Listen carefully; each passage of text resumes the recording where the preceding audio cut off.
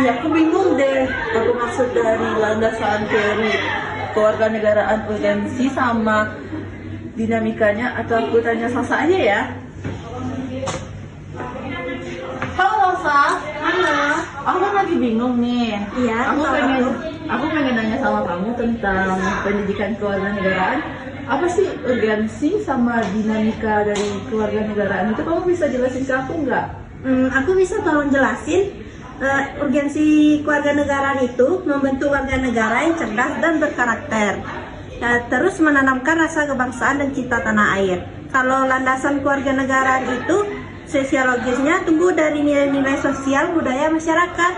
Historisnya itu berasal dari perjuangan bangsa dan amanat konstitusi. Kalau dinamika kewarganegaraannya itu mengalami banyak perubahan, yaitu kurikulum, metode, materi, dan evaluasi. Dipengaruhi oleh perkembangan zaman, teknologi, globalisasi, dan isu-isu aktual seperti HAM dan demokrasi. Seperti itu. Oh, berarti ini hampir sama dong sama yang materi aku. Iya. Terus aku mau nanya nih, Iya, boleh. tentang nilai-nilai yang terkandung dan tantangan apa aja sih dalam kewarganegaraan itu? Oh ya udah, ini langsung Sasa, aku jelasin sama kamu. Nah, nilai yang terkandung itu ada nilai historisnya nih. Nah, nilai historis itu mengacu pada masa lalu yang memiliki arti penting bagi pembentukan jati diri suatu bangsa. Nah, contohnya kayak proklamasi kemerdekaan, perjuangan melawan penjajahan.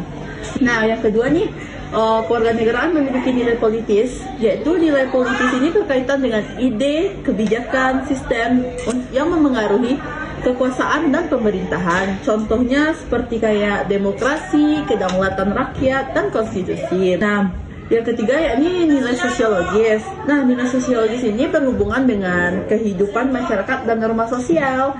Contohnya seperti kayak kamu bisa bergotong royong, toleransi, dan solidaritas antar bangsa. Keempatnya nih tentang dinamika.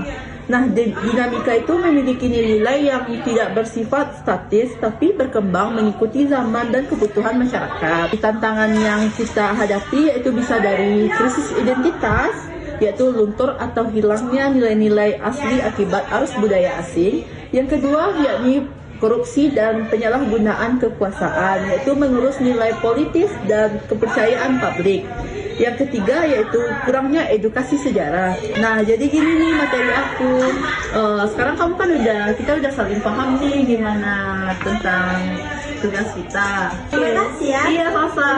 Dadah. Aku pergi dulu ya. Konsep dan urgensi identitas nasional, yaitu ciri khas yang membedakan bangsa Indonesia dari bangsa lain, mencangkup jati diri dan karakter kepribadian nasional.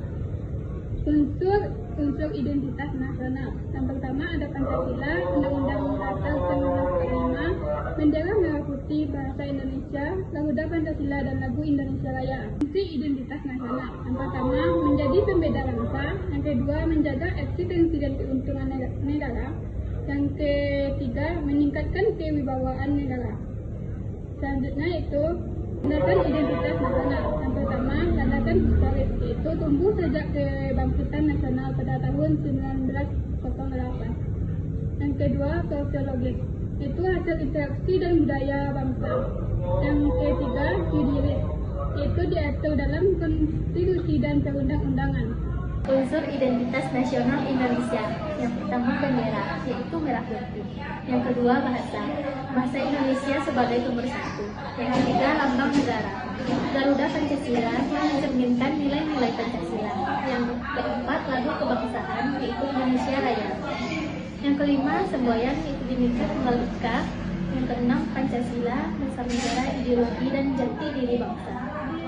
Selanjutnya dinamika dan tantangannya. Yang pertama, lunturnya nilai Pancasila dalam kehidupan sehari-hari. Yang kedua, menurunnya nasionalisme dan patriotisme. Yang ketiga, pengaruh globalisasi dan budaya asing. Selanjutnya, Pancasila dimarginalkan dan dipolitisasi. Selanjutnya, munculnya sikap kedaerahan akibat otonomi daerah. Solusinya yaitu memperkuat pendidikan dan pemahaman Pancasila, meningkatkan rasa bangga terhadap budaya dan produk dalam negeri, menumbuhkan karakter warga negara yang cerdas dan berintegritas. Jalan-jalan Dewa kan kurang ngerti yang tentang landasan dinamika dan tantangan integrasi nasional itu. Boleh dijelasin sedikit sama Dela? Nah, buat teman-teman yang juga nggak tahu, itu jelasin ya. Integrasi nasional merupakan suatu kepersatuan keberagaman bangsa Indonesia menjadi satu kesatuan. Sejarah integrasi Indonesia, yang pertama Majapahit, integrasi berbasis kekuasaan kerajaan.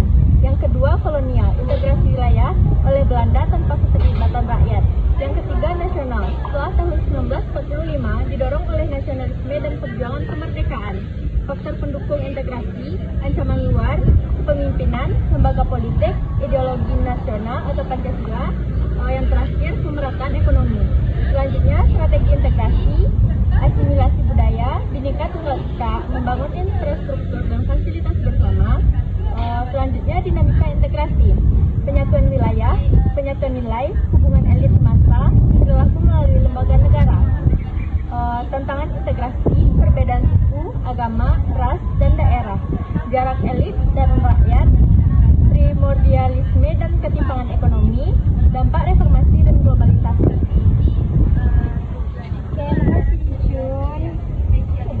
Udah, kalau konsep urgensi sama integrasi nasional itu apa sih, Ga?